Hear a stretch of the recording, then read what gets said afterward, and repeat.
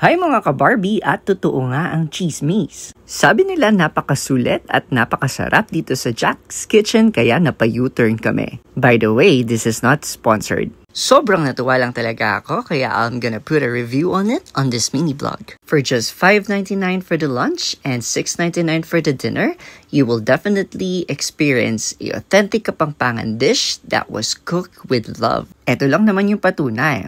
Sarap. Sabi nga nila, basta't lutong Kapampangan, manyaman. Kaya naman I'm proud to be Kapampangan. Igaan yan, sabihan mo ako magkapampangan eh. Joke mo, ako kanta. So eto, meron silang sisig which is sobrang the best. At yung binagoongan nila, meron din silang bringe. At eto naman yung carbonara. Tapos meron din silang salad.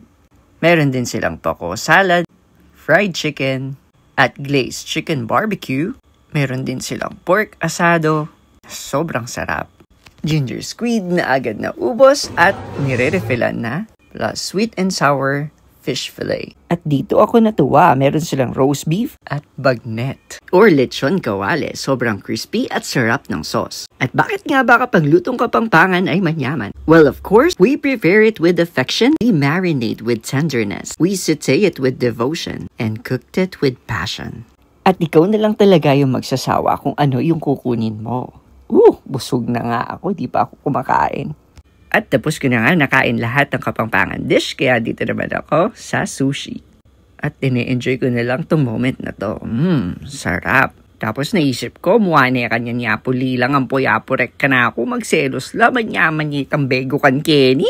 In Tagalog, ang sarap ng binagoongan dito. Anli din pala yung drinks dito, nakalimutan kong videohan. At meron silang ice cream station na, of course, self-service at ikaw maglalagay ng yung favorite toppings.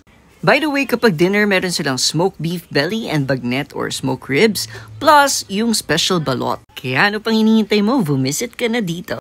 At kung nagustuhan mo to, don't forget to like and follow. Share mo na rin para libre ka ng friend mo. Thank you, see you on my next video.